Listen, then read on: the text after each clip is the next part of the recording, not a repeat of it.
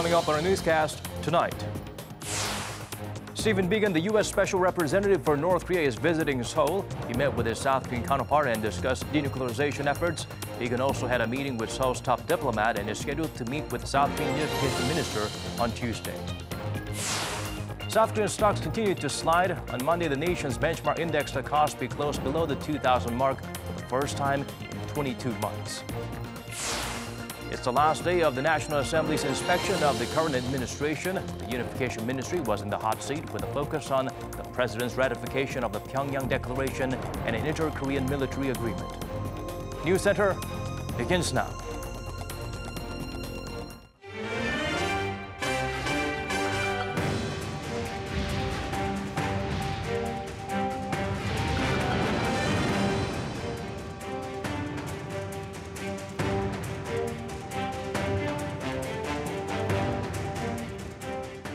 It's 8 p.m. here in Korea, live from our studio in Seoul. This is Arirang News Center. Welcome to our program. I'm Daniel Choi.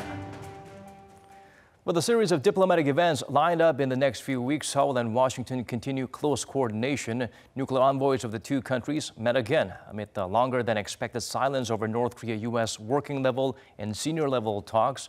Stephen Biegun's visit is looked to provide a breakthrough. Lee Ji-won has our top story.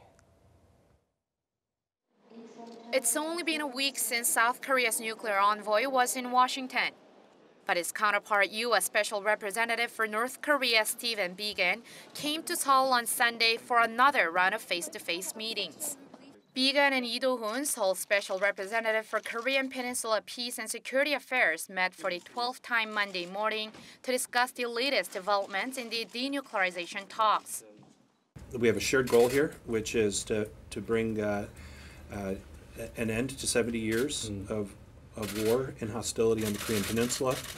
And the primary requirement for us to get to that end point is to achieve the final and fully verified denuclearization of Korea, of North Korea. And so I am absolutely confident that this is within reach, and we're looking forward very much to beginning working level negotiations with North Korea as soon as possible.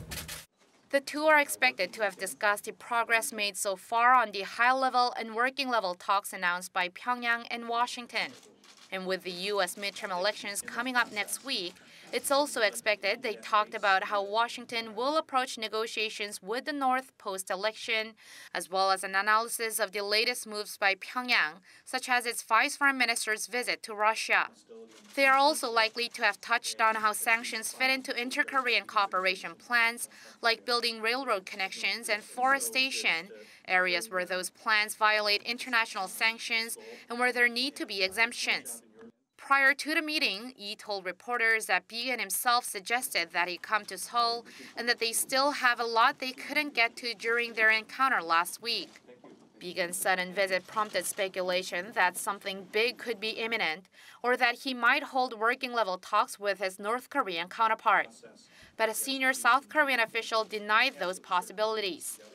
After Biegun met with South Korea's Foreign Minister Kang Kyung-hwa in the morning and sat down for an hour with his own counterpart, he met with the Presidential Chief of Staff Im Jong-seok, an uncommon request by the U.S. Biegun is also expected to meet with Seoul's Unification Minister Cho Myung-gyun on Tuesday before taking off on Wednesday. Lee Ji-won, Arirang News. Meanwhile, South Korea's National Security Advisor Chung Yoo-young met with the chair of the U.S. House Armed Services Committee on Monday. According to the nation's top office, during the session, Chung asked Mac Thornberry for the support of the U.S. House of Representatives in President Moon's drive for peace on the Korean Peninsula. Thornberry also held meetings with the nation's top diplomat Kang Kyung-hwa and Chung Kyung-do, the defense chief, in Seoul today. With less than 2 weeks to go before the U.S. midterm elections, President Donald Trump is busy trying to whip up support for his Republican Party. The commander-in-chief has been touting his success with North Korea while stumping for candidates in North Carolina and Illinois over the weekend. Lee Seung-jae shares with us his remarks. No rest for President Trump over the weekend as he tries to ensure the Republicans maintain control of the House and Senate in the upcoming midterms. Kicking off in North Carolina, Trump slammed critics who said there had been a lack of progress on North Korea's denuclearization, saying the two sides are only 4 months into negotiations to try and end 70 years of conflict. He added that without him, there would have been a world war. At another rally in Illinois, President Trump again reiterated his role in preventing what he said could have been another major war with the North. He also mentioned fences around the DMZ in Korea, calling it a serious wall with a lot of electric currents going through it. President Trump is seemingly unconcerned about having any timeline for the regime's denuclearization as long as there is no further nuclear testing by the North. While North Korean leader Kim Jong-un has previously mentioned January 2021 before the end of President Trump's first term in office as the goal, Trump said he does not want to play the time game, instructing his Secretary of State Mike Pompeo to avoid setting any timelines. Lee Seung-jae, Arirang News.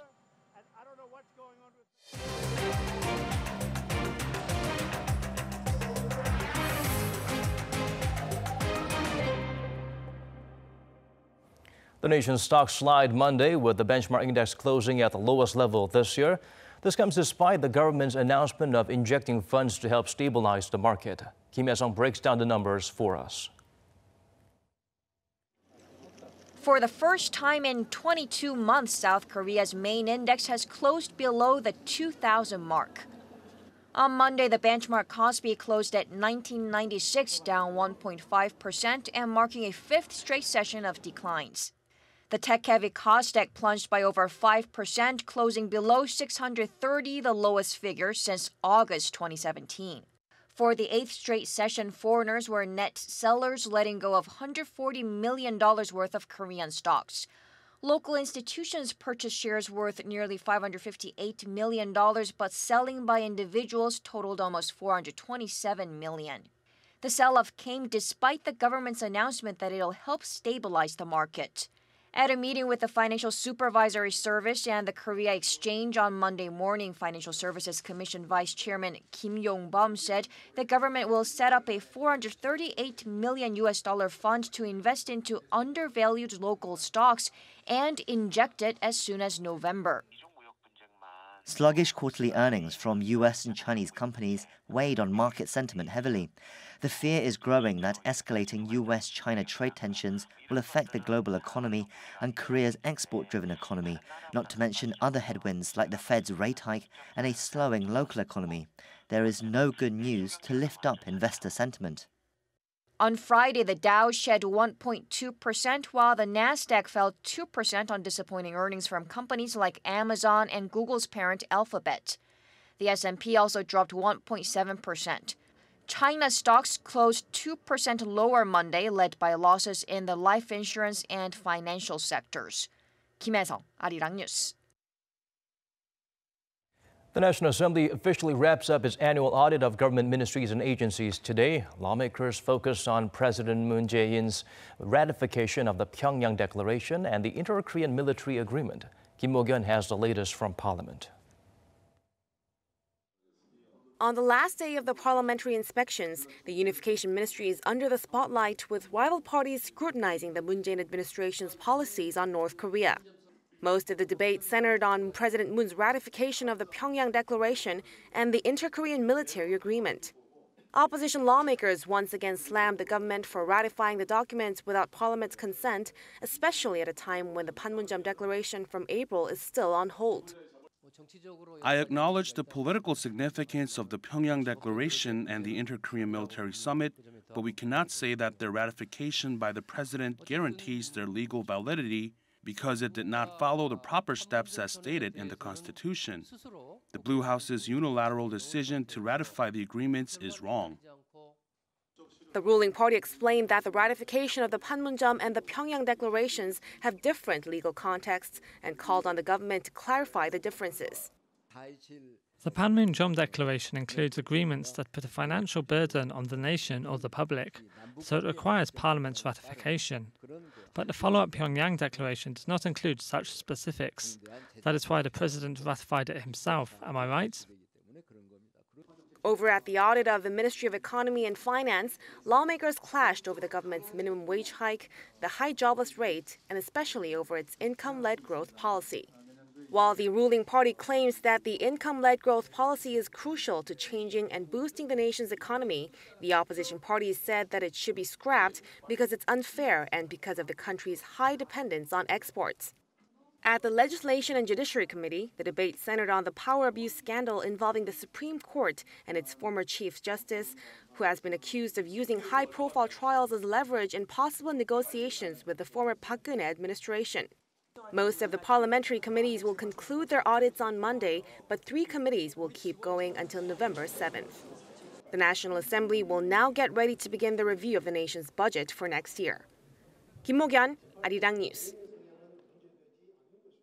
Seoul and Washington have different views in some areas, but they're closely coordinating with each other. That's coming from South Korea's unification minister during today's parliamentary audit. He was asked why the two sides have still not started their joint railway inspections slated for late October. Cho Myung-gyun replied Washington does not oppose the inter-Korean project, but there are some parts where views differ. He added the U.S. is being very cooperative and the allies are continuing discussions on whether the two sides would be able to declare an end to the Korean War and if the regime's leader would visit the South both within this year. The unification minister answered both events are possible. The historic Pyeongyang Joint Declaration signed last month by the leaders of the two Koreas takes legal effect today. It's looked to help lay the groundwork for Seoul to facilitate a series of inter-Korean cooperation projects. It includes a string of agreements from economic cooperation to easing of military tensions. The declaration has been published in an official gazette and took effect from the moment of its publication. President Moon Jae-in will deliver a speech at the National Assembly on Thursday. He is expected to call for a bipartisan support for next year's budget. At around $412 billion, it's nearly 10% higher than this year's budget. The government has already submitted the bill to Parliament, but rival parties have yet to see eye to eye on the matter. This week's budget speech will be the third of its kind by the South Korean leader.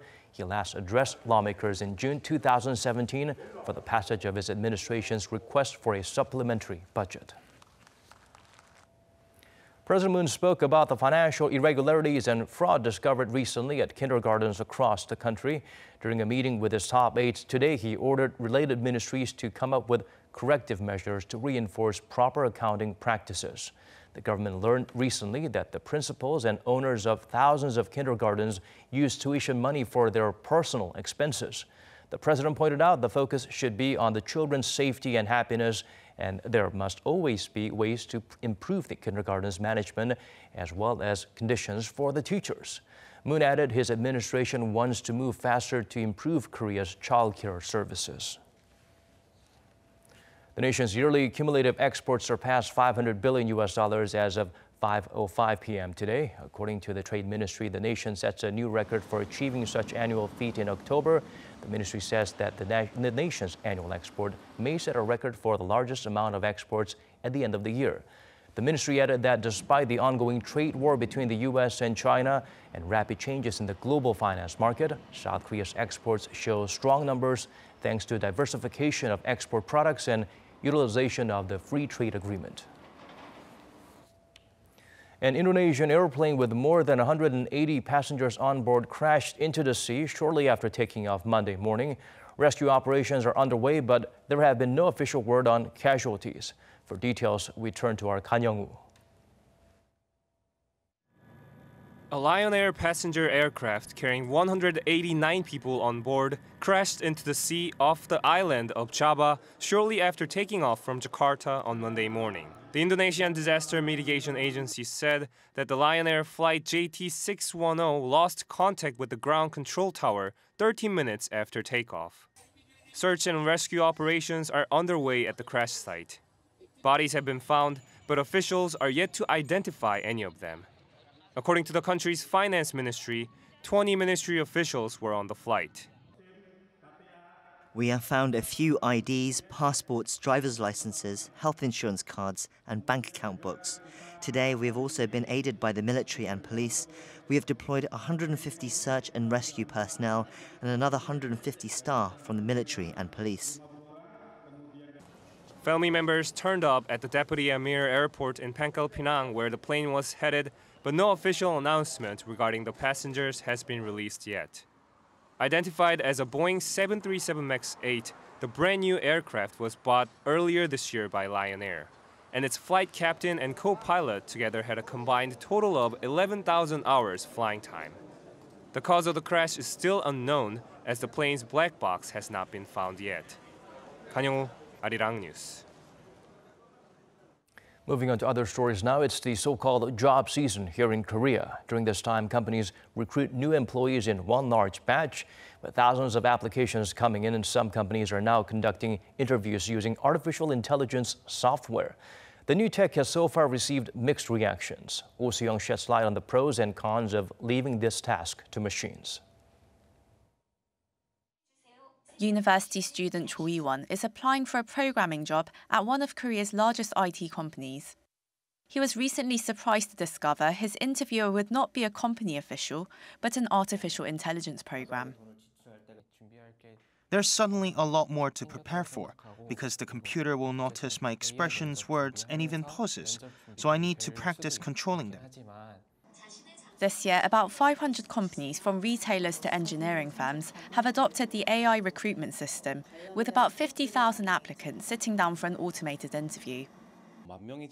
In the past, if 10,000 people apply for a job, only about 300 could take an interview. But an AI-based interview gives all applicants the opportunity to take the test at a place of their choosing. It also evaluates candidates in a way that is free from the prejudices or bias a human interviewer may have. With 60 minutes on the clock, the AI interviewer shoots out roughly 70 personal questions, logic games, random scenarios, and intensive questions with limited time for preparation. 경쟁 상황에서 반드시 이겨야 한다고 생각하시나요? Every word counts, as does every flinch and side glance, as the program detects your expression, tone, and reaction down to the millisecond. Developers say capturing candid, reflective responses helps determine which candidates are the best fit for the job, in terms of both ability and personality. However, there are various ethical issues to consider before pushing ahead with the use of AI interviews. It is difficult to evaluate someone's character, so this should be done with caution in a multifaceted approach, not just relying solely on AI interviews. On the issue of impartiality, many tend to think computers are foolproof, but the program may pick up negative bias or cultural elements embedded in a company, such as male-centric values. Meanwhile, job seekers have mixed feelings about the latest interview technology. A recent survey shows out of 3,000 respondents, 51% said they favoured the system, largely due to its fairness. 49% disagreed, most of them believing interviews shouldn't be standardised or conducted by machines. Tong says more introspection is needed on a corporate and societal level to decide to what extent AI programs should be used to assess a person's character and potential, and what kind of traits to look for. Oh Se-young, Arirang News. In the world of baseball, the Red Sox are the 2018 World Series champions. Boston is no stranger to achieving this feat. Of course, they've reached the apex 4 times since 2004. On Sunday night local time at Dodger Stadium in Los Angeles, the Red Sox beat the home team 5-1 in Game 5 behind David Price's pitching and Steve Pearce's 2 home runs. Price threw 3 hit balls into the 8th inning. Pearce joined the legendary Babe Ruth and Ted Kluszewski as the only player aged 35 or older to have a multi-homer World Series game. He was named the series MVP. Mookie Betts and J.D. Martinez also added solo dingers. Last Thursday, an 84-member North Korean delegation traveled to the south to take part in an international youth football tournament. The competition has officially begun with a strong showing by the boys from across the border. Won Jung-hwan has the full story. Sports exchanges are an effective means of dialogue between the two Koreas that can be done under any circumstances, both in the public and private sectors. The Ari Sports Cup is a 6-day international football tournament for athletes under 15 years of age. Its 5th edition has now begun in Chuncheon, Gangwon-do Province. The qualifying stage began on Sunday with 8 teams from 6 different countries, and Monday afternoon, the opening ceremony was held in front of some 10,000 spectators.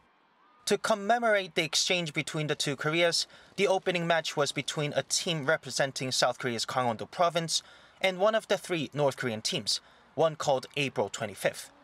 The April 25th team get their name from the history of the North Korean regime. They're the defending champions. In fact, they've won all 4 times so far. And once again, on Monday, they beating their opponents 3-1. But both teams hope to make it to the finals and play each other again. South Korea is a strong team, but I think they had an off day. I hope to meet them again in the finals. I think we only lost to them in terms of physicality, but if we play again in the finals, I think we can win. The Ari Sports Cup has been organized by Korean Sports Exchange Association since 2014, and it's been held twice, each in North and South Korea, even when tensions were high on the Korean Peninsula, such as in 2015 during a crisis over a mine that went off in the DMZ. But besides that, the event has its own significance. So far, more than 1 million South Koreans have visited the North, but only 10,000 North Koreans have come to the South. Considering that, this tournament is significant because it means people from both sides regularly travel to the other and help create an evenly balanced system of inter-Korean exchanges. After competing in the tournament, the young North Korean athletes will return to the North via China on November 3rd, looking forward for the next edition, which will take place in the North Korean city of Wonsan next May. 원정환, 아리랑 뉴스, 춘천. Over in Saipan, flights were grounded after being hit by Typhoon Yutu last week. Seoul's government said it brought nearly 800 tourists were brought back to Korea on Monday. Jo Sung-min reports. The South Korean government said Monday that military planes have finished moving stranded tourists off of Saipan. From Saturday to Monday, they went back and forth from Saipan to Guam, carrying more than 1,000 tourists to safety. Then from Guam, 4 private planes have been taking them to South Korea. After being hit by a super typhoon Yutu over the weekend, Saipan International Airport has reopened to a limited number of inbound and outbound commercial flights on Monday, and a few areas of the island now have power restored. Jo Sung-min, Arirang News.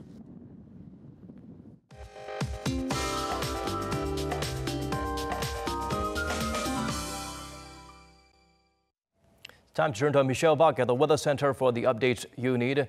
Michelle, temperatures are expected to drop drastically overnight, leading us to what could be the coldest day of the season to date. That's right, Daniel. Now, today the mercury hit the lowest so far this season, but it looks like that's going to change just within a day. Now, northern areas of the country will wake up to freezing readings, especially the regions in dark blue on the map. But the cold conditions will be very short-lived. In fact, temperatures will bounce back up into the afternoon. And meanwhile, Beijing and Tokyo will continue under balmy autumn conditions tomorrow. Now, Tuesday morning in Seoul drops to 1 degree Celsius tomorrow, and Chuncheon hits -1, while Jeju remains relatively warm at 13 degrees. Now, Seoul is expected to warm up to 10 degrees by the day, and Daegu and Gyeongju will be a bit higher at 14 degrees. Colder than seasonal average mornings are expected to continue until Friday, and from then the temperature readings should return to seasonal averages. I'll leave you with the weather conditions around the world.